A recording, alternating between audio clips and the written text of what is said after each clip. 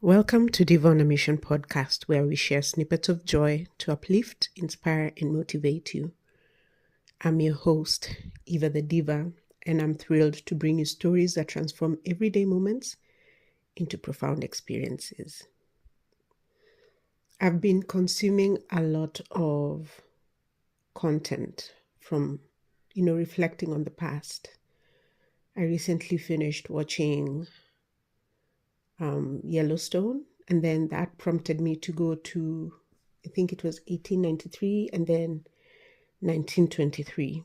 So I tried to watch 1893, but it was too doom and gloom and I couldn't handle the heartbreak. So I tried to watch 1923 and it also broke my heart. But then I went and watched the series Yangtze Palace. It is set in ancient China, and it's interesting to see about the things that we as humans focus on and what we let consume our days and lives. And so I've also been watching The Gilded Age, and it is also a reflection of our more recent past.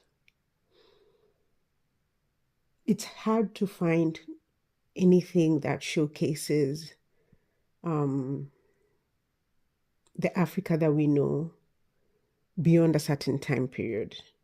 In 1923, there were some scenes featuring Nairobi, Kenya, Tanzania, and what it was during the colonial period. But I long for content that, shows the lives of our great-great-grandfathers and mothers and how people on this African continent lived when, before colonization was a thing.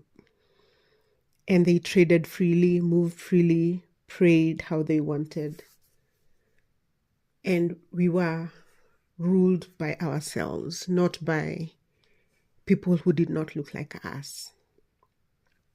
Because this world we live in now, if you're to go on social media, TikTok, Insta, there's a lot about the doom and gloom of our future. We are at a point now where we are predicting our own gloom, our own doom. Many say we won't make it past 2030. And if we do, it will not be worth living. The destruction of our world is talked about more often than we talk about a bright future for ourselves. And so I've been working on trying to address both extremes, my most hopeful nature and my most fearful nature. Really looking into the abyss and also looking into the light and finding a way to live when I have confronted both. I'm trying not to hide from the things that keep me up at night or that set my heart, to live in fear or set my heart cold. And I want to focus on embracing and at least evaluating both sides of my heart to see, what is really true. So I undertook an exercise I call 2100. And this is a space where culture, creativity, and consciousness meet. And in today's journeys into the future begins with a question. What will African society look like in the year 2100? I know there's no such thing as African society. We are a jumbled mess of political boundaries sharing one continent. Spiritually, we yearn to be one, but it is a reality that we have not achieved in this lifetime. So, the question is, what will African societies look like in the year 2100? Will our children dance in green cities, nourished by clean air, ancestral wisdom, and boundless innovation?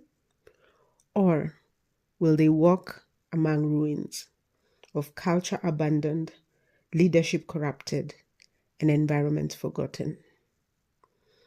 This episode is a drumbeat of possibility and a warning bell of what we risk losing if we forget ourselves. In one possible scenario, we rise like the morning sun over this beautiful continent. Our cities are ecosystems, not concrete prisons. Solar farms stretch across the Sahel region, and we feast on indigenous foods, the cassava, millet, amaranth, the banana, yams, beans, pumpkins, all the good stuff.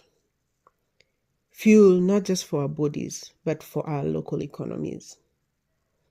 Art is everywhere. Dance schools sit next to tech hubs. Children recite poetry in native indigenous languages. We remember who we are and build boldly from that place. Technology supports tradition.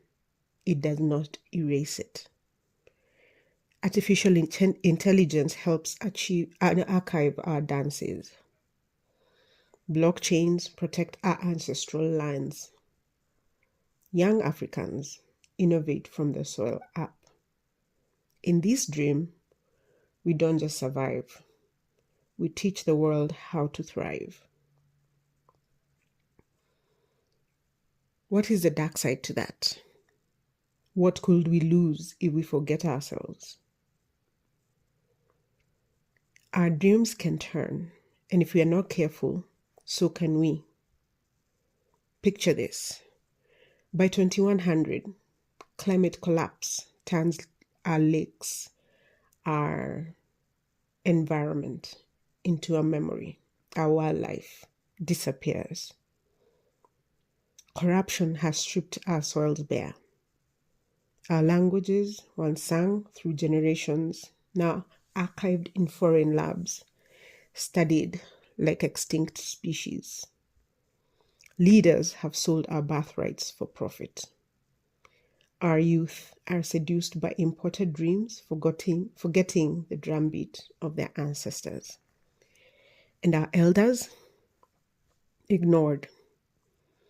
Their wisdom left to rot, while concrete chokes the sacred ground.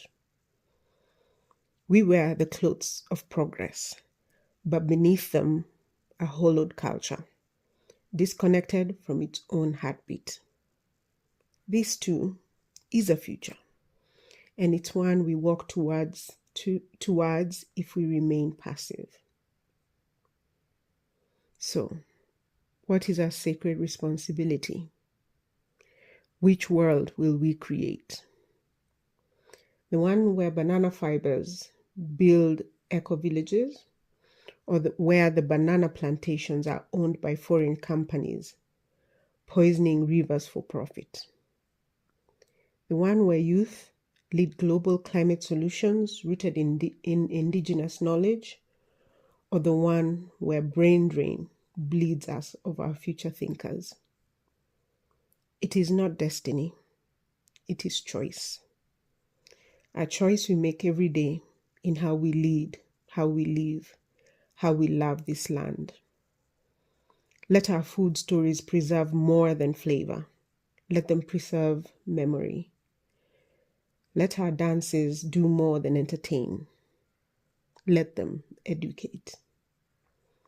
Let our podcasts, poems, and platforms be prayers for a future where we rise, and a warning to never sleep on what we have. Africa in 2100 is not a mystery. It's a mirror. It will reflect whatever we pour into it today. So let's pour courage, let's pour integrity, let's pour ancestral knowledge and innovative fire. Because we are the keepers of the drum. We are the guardians of rhythm, of soil, of soul. And the future is listening.